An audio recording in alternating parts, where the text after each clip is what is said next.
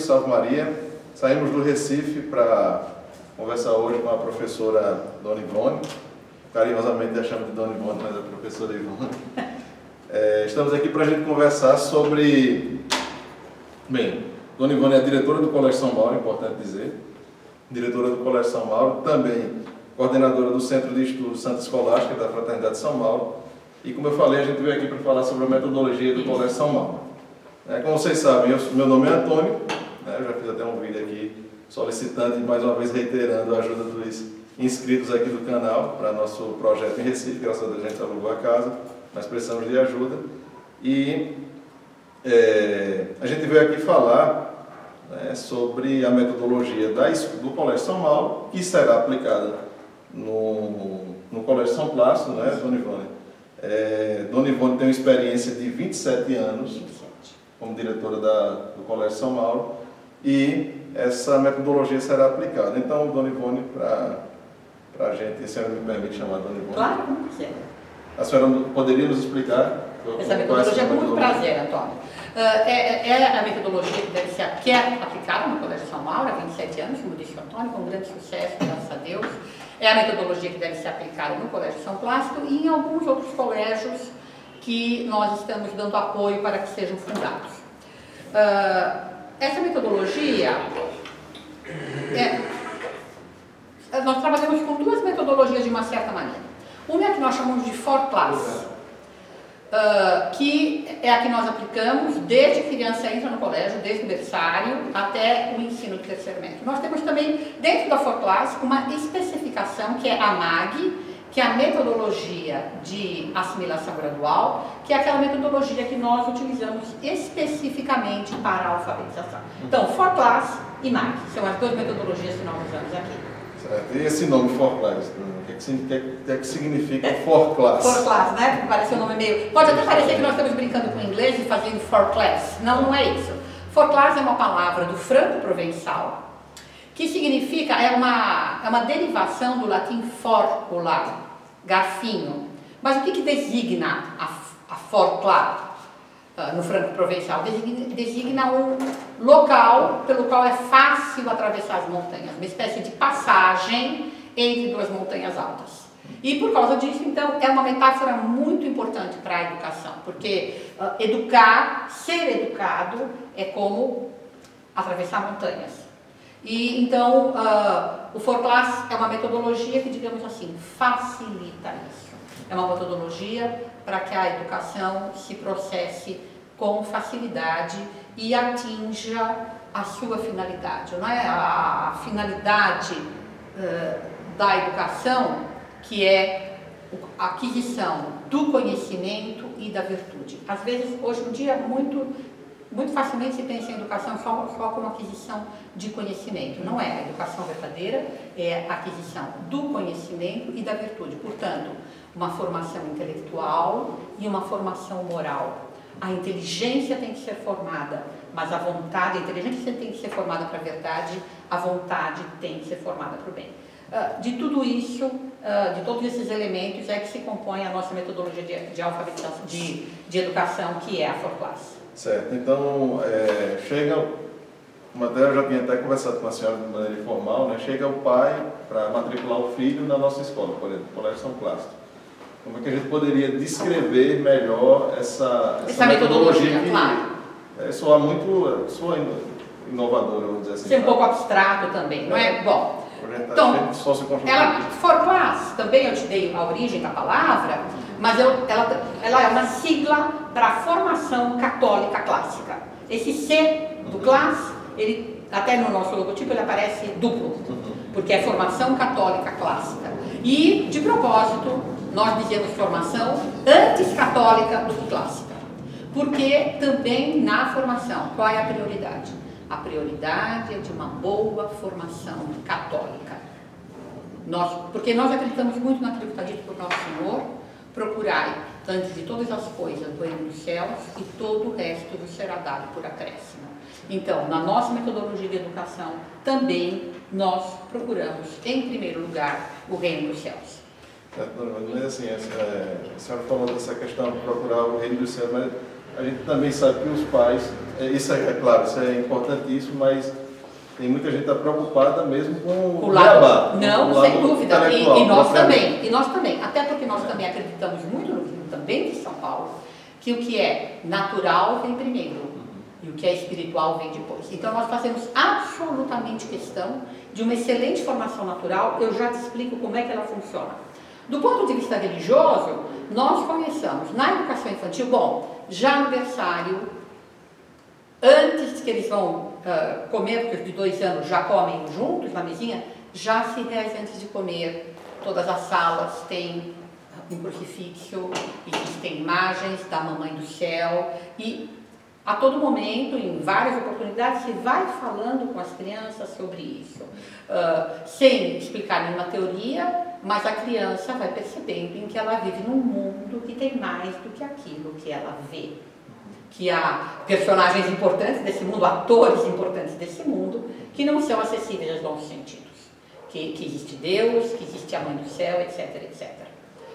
Claro, desde o começo a gente vai sempre falando em critérios de bem e mal. Não faça isso, isso é feio.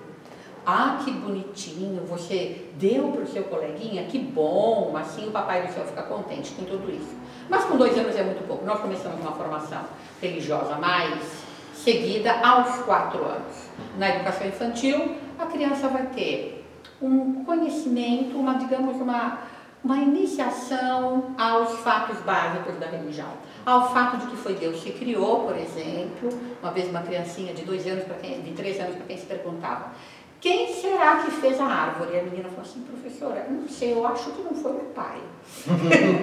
E de fato não tinha sido o pai dela. Mas a criança se vê diante disso, ela vê que há coisas que não pode ter sido o pai dela que fez. Enfim, a gente fala da criação, a gente introduz uma noção do pecado original, conta a história de Adão e Eva para eles, e depois fala de Nosso Senhor Jesus Cristo, da redenção. Então, na educação infantil, a criança ela vai ouvir uma série de historinhas do Evangelho, do cego que Nosso Senhor curou, mas é uma coisa ainda muito assim, uma brincadeira, são histórias a mais, claro, a professora vai sempre deixando claro que aquilo é de verdade, mas é só isso.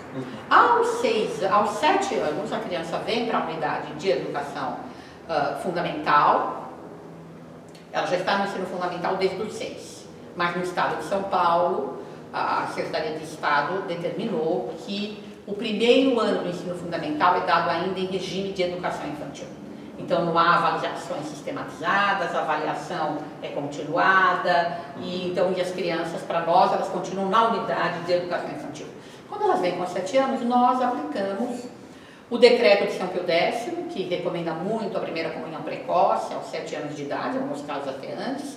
E mais recentemente, o cardeal Castrião Oio escreveu um artigo muito interessante, que até está no nosso site do colégio, dizendo que de jeito nenhum essa primeira comunhão aos 7 anos é uma coisa que foi abolida ou deixou de ser recomendada pela igreja, e incentivando a que se continuasse com o costume de fazer a primeira comunhão aos 7 anos. É o que nós fazemos. Aos 7 anos, a criança tem o primeiro catecismo para a primeira comunhão precoce, aquele catecismo abreviado, e ela faz a primeira comunhão dela no final do ano, normalmente final de outubro, começo de novembro. Depois, no resto do ensino fundamental, Fundamental 1, ela tem o credo aos 8 anos, os mandamentos aos 9 e aos 10, os sacramentos e a oração. Aí, quando ela passou para o Fundamental 2, 11 anos, nós passamos a dar para elas noções de Sagrada Escritura. Alguma coisa do Antigo Testamento, para a criança saber quem foi Sansão, quem foi Moisés, etc, etc. E depois nós damos os Evangelhos e os Atos dos Apóstolos. Com isso, nós chegamos até os 13 anos. Aos 14 anos nós voltamos para o catecismo, porque aí a criança já cresceu, muita coisa ela esqueceu, outras coisas ela entende de uma maneira diferente, e aí então nós vamos dar o terceiro catecismo da doutrina cristã, também conhecido como Catecismo de São Pio X. E aí então eles revêem todo o catecismo aos 14 anos. E 15, 16, 17, aí eles já estão bem mais adultos, e aí eles vão ter um curso de História da Igreja. Começa com os primeiros tempos, as primeiras perseguições, e nós chegamos até o nosso tempo. Mas para responder a sua dúvida, puxa, mas é só essa formação religiosa? E como é que... E a parte propriamente intelectual, a parte de escola, aquilo que os pais querem. Os pais querem que a escola seja uma escola eficiente. Que o filho passe no vestibular. Que os filhos passem no vestibular, que eles sejam que as pessoas sejam pessoas bem postas no mundo, que eles saibam pensar bem, etc, etc. E nós também, nós nos preocupamos muito com isso, como eu já disse, o que é material vem primeiro, o que é natural vem primeiro, e o que é espiritual vem depois. Então, é preciso dar para as crianças, a gente precisa olhar 3 aspectos. A gente precisa, em primeiro lugar, dar para as crianças ferramentas adequadas de pensamento. É preciso, de fato, ensinar as crianças a pensarem, ensinar as crianças a analisarem as coisas. Um segundo aspecto, nós precisamos dar para eles instrumentos de pesquisa. E para isso, uma coisa fundamental é que as crianças conheçam mais línguas do que o português. Qualquer pessoa que vai estudar qualquer coisa seriamente não pode simplesmente só ler português. Então, no nosso colégio São Clássico, então, seria bom já começar com uma língua, uma segunda língua, né? Um segundo idioma. Não, aqui nós já te explico como é que nós fazemos isso. Seguramente, como vocês vão, digamos, importar o nosso método, como é que vai ser feito lá. Então, tem essa questão das línguas estrangeiras. E um terceiro muito importante desse aspecto de educação, e que hoje se negligencia muito, é a transmissão de informação. Hoje em dia, muitas metodologias dão muita importância para a criatividade, como se tudo fosse brotar de dentro da criança, e dão pouca informação. Então, a criança cresce não conhecendo quase nada de história, não sabendo quase de geografia, não sabendo nada de literatura. Ela não sabe quem foi Homero, ela nunca ouviu falar da Ilíada, ela não sabe quem é Dante, ela não sabe que existia uma coisa chamada Divina Comédia, e mesmo dos brasileiros, ela não sabe nada. Então, esses 3 aspectos são muito importantes. Então, ensinar a pensar, fornecer instrumentos. Hoje, nenhuma criança que vai entrar no mercado de trabalho até 15 anos pode não saber inglês. Se ela não souber inglês, ela vai ter só empregos muito medíocres, não é? Então, por causa disso, vou te dar uma ideia de como é que nós trabalhamos com isso. Certo. Bom, a primeira coisa que é muito importante, a gente vai falar um pouco disso no fim, é uma metodologia de alfabetização eficiente. Hoje em dia, tem um artigo na internet que eu recomendo às pessoas que são interessadas em educação que leiam, chama-se Lereis como Deuses. É de um professor brasileiro, mas que é professor em universidade americana. E lá ele diz que o Brasil, por razões ideológicas, porque o socioconstrutivismo é uma metodologia de esquerda, que o Brasil ignora os últimos 30 anos de pesquisa neurológica em matéria de alfabetização e continua aplicando o construtivismo, que já foi abandonado em todos os países que têm as melhores taxas de alfabetização e de desempenho escolar, já foi abandonado por ineficiente, mas aqui, por razões ideológicas, nós continuamos aplicando. Esse artigo, então, Lereis como Deus, eu recomendo muito que leiam, é muito interessante. Então, em primeiro lugar, para uma educação eficiente do ponto de vista escolar, é uma metodologia de alfabetização eficiente, que nós, graças a Deus, temos uma muito eficiente. 95% dos nossos alunos leem livrinhos, claro, adequados, aos 5 anos. Não é um método fônico, mas com a nossa aplicação. Com a nossa aplicação. Essa MAG é uma derivação do método fônico, a metodologia de alfabetização gradual. E foi desenvolvida aqui no Colégio São Paulo, sim. Em segundo lugar, então, o aprendizado, nós damos a ele aprendizado de 2 línguas modernas. A partir dos 4 anos, a criança começa a aprender inglês e francês. Por que o francês? Porque o francês é uma língua de cultura, para nós muito importante. Nós trabalhamos também com teatro clássico, então eles aprendem teatro clássico francês. O francês é uma língua muito importante. E também é um diferencial importante por exemplo, em telecomunicações. As empresas francesas são importantes no mercado brasileiro. Então, ter uma segunda língua, que essa língua seja o francês, pode ser muito importante na carreira profissional de uma criança. Então, e por que não o espanhol? O espanhol nós já demos no ensino médio, quando isso era obrigatório, agora não damos mais, mas é que, de fato, um brasileiro vai se virar muito bem com o espanhol. E se fala francês? Se ele fala francês e inglês, já depois de adulto ele aprende o espanhol muito bem sozinho, se ele quiser. Então, nós preferimos usar o francês, que é um diferencial de maior calibre. Aqui no colégio, eu espero que a gente possa fazer isso no São Clássico também, nós somos parceiros da Universidade de Cambridge e da Aliança Francesa. Então, nós temos esses exames claro, quando os pais concordam, evidentemente, ninguém é obrigado, aplicados aqui no colégio. Então, se o aluno fizer tudo by the book, tudo certinho, ele pode terminar o terceiro médio com um diploma de FCE e um DALF. São 2 diplomas que garantem que ele pode fazer universidade em inglês ou em francês, em qualquer lugar do planeta. Porque não são diplomas do Colégio São Mauro, nem serão diplomas do Colégio São Plácido, são diplomas de validade internacional. E além disso, o nosso programa de português, que ao invés das 5 aulas obrigatórias por semana, tem 10. Então nós damos 2 de redação, 2 de teatro, 2 de gramática, 2 de interpretação de texto e 2 de latim. Então, os nossos alunos também têm, para nós é importante, por causa da liturgia, o Colégio São Mauro, como o Colégio São Plácido, tem a liturgia naquilo que se chama forma extraordinária do rito romano, conhecido também como rito de São Pio V, etc, etc. É o rito do nosso colégio há 27 anos. Então, para nós, a liturgia é importante, uma parte do nosso programa, inclusive, trabalha com o texto da missa. Mas não é só isso. Um professor muito famoso, foi muito famoso no Brasil, professor Napoleão Mendes de Almeida, ele dizia, não se tem que perguntar o que as crianças vão fazer com o latim. O importante é o que o latim vai fazer com as crianças.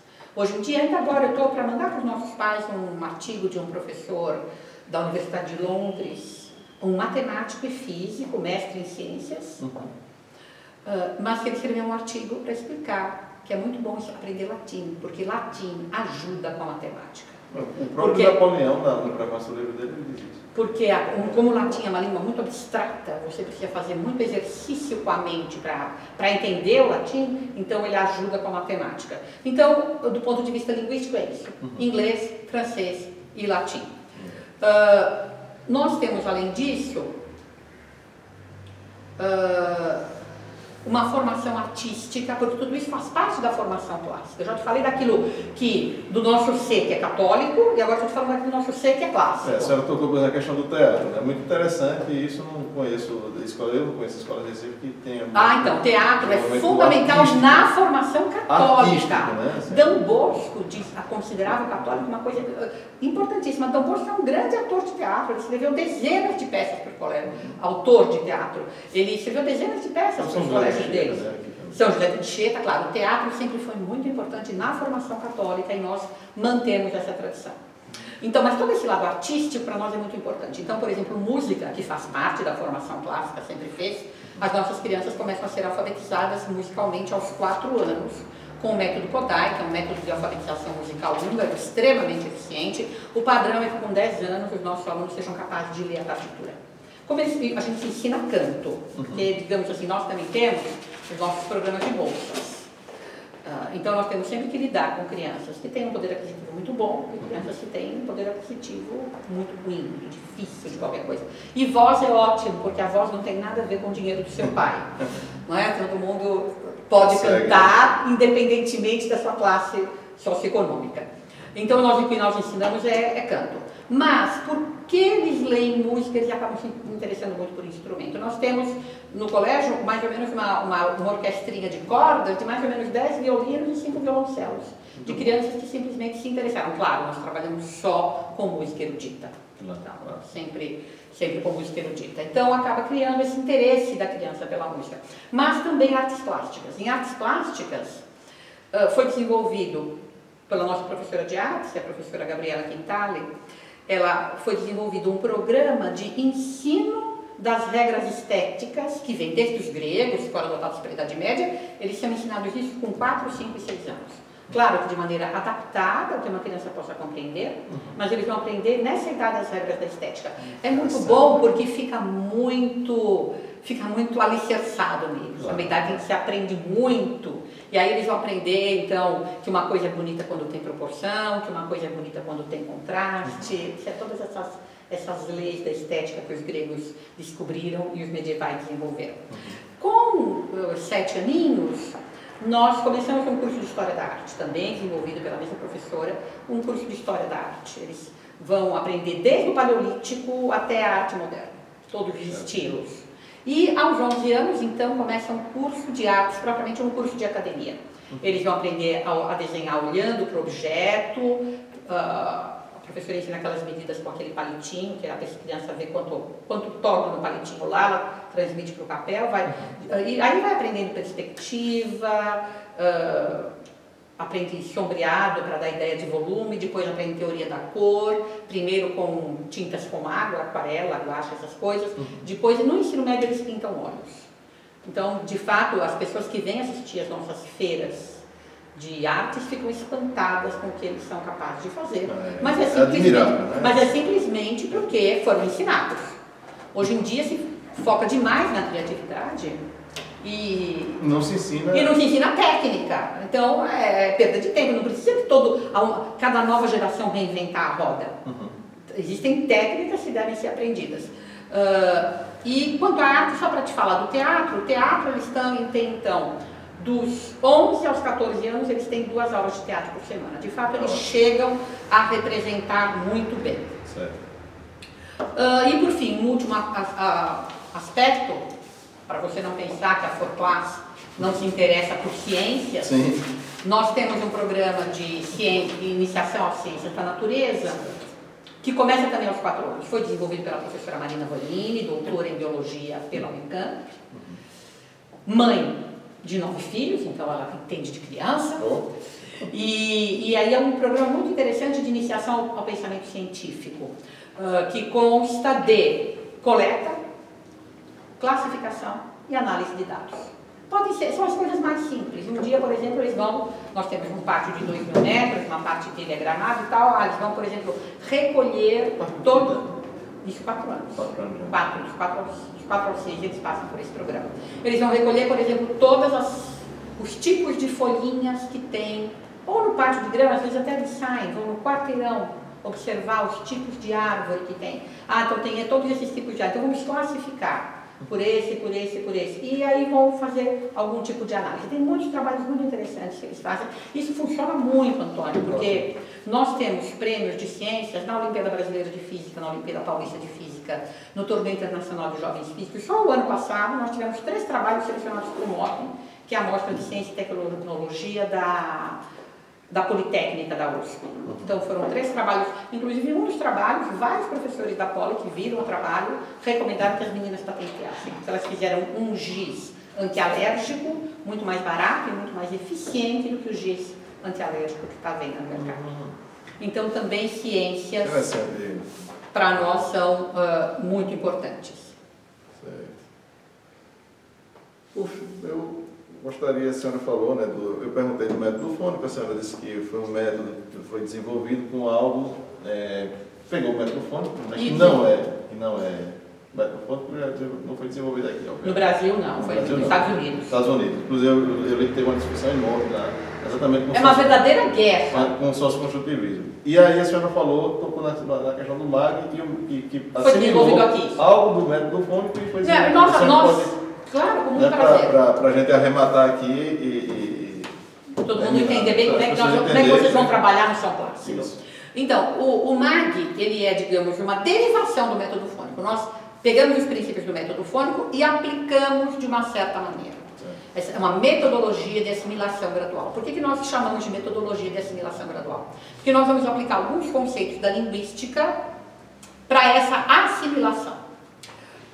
Como você sabe, o método fônico é um método que se opõe ao construtivismo, porque para o construtivismo eles querem que as crianças aprendam as palavras, até as frases como um todo.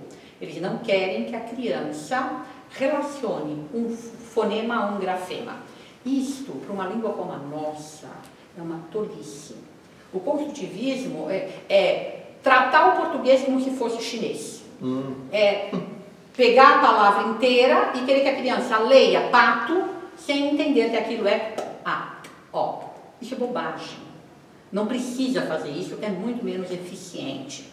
Porque o português é uma língua que é construída assim. Aliás, Aristóteles já diz que a língua escrita é uma representação da língua falada. A língua escrita não é uma representação da coisa, é uma representação da palavra falada.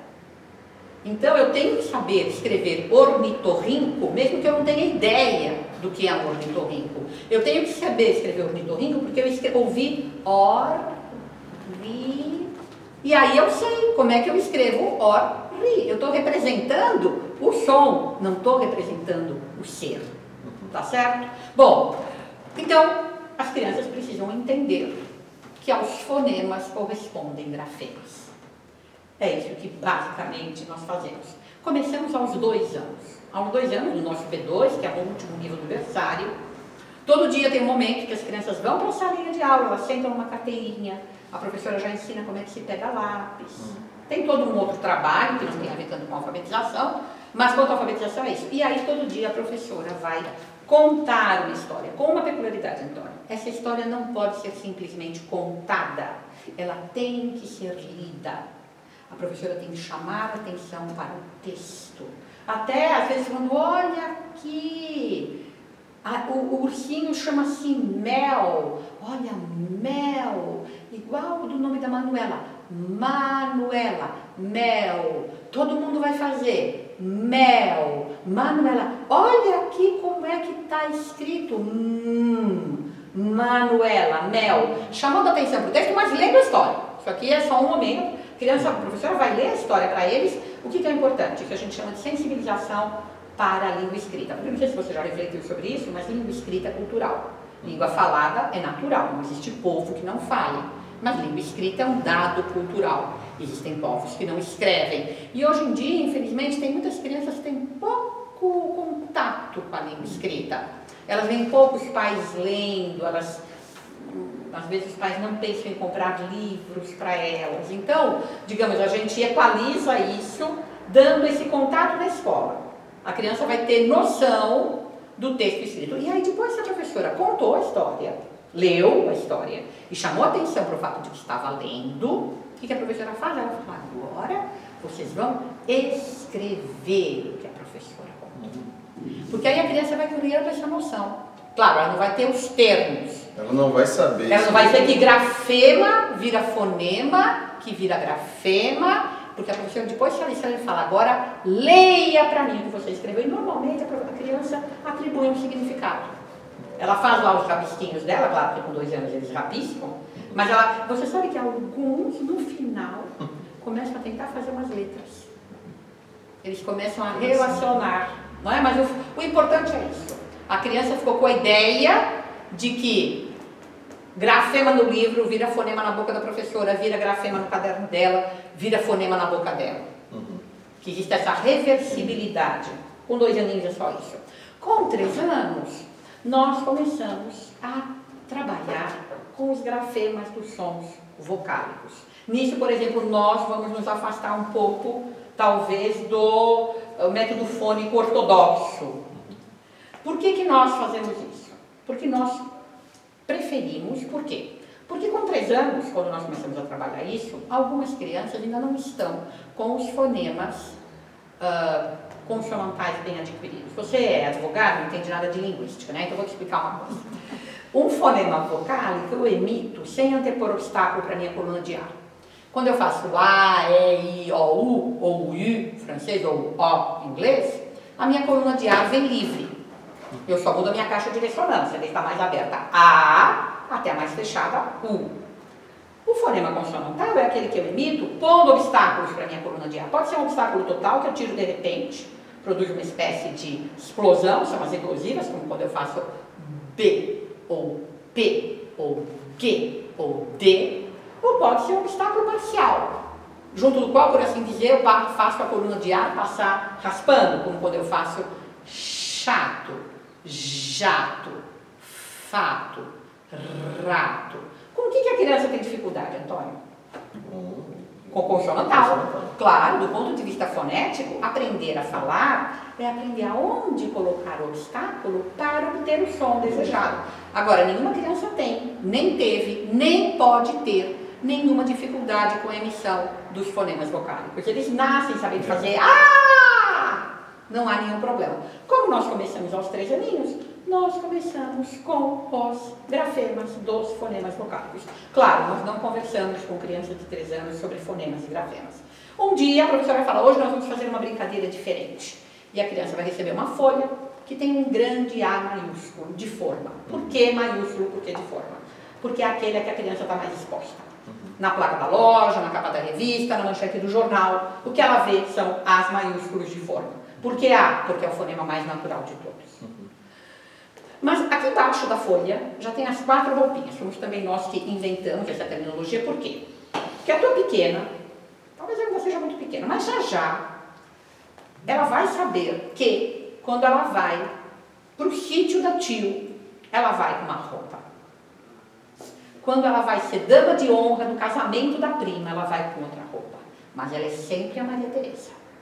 Então a professora explica também que o A também, quando ele vai na placa da loja, ele vai com uma roupa toda passada, toda esticada. No caderno da gente não, ele fica de moletom, redondinho. Mas é sempre o A. Porque existem metodologias que alfabetizam a criança em um sistema só. Normalmente maiúsculas de forma.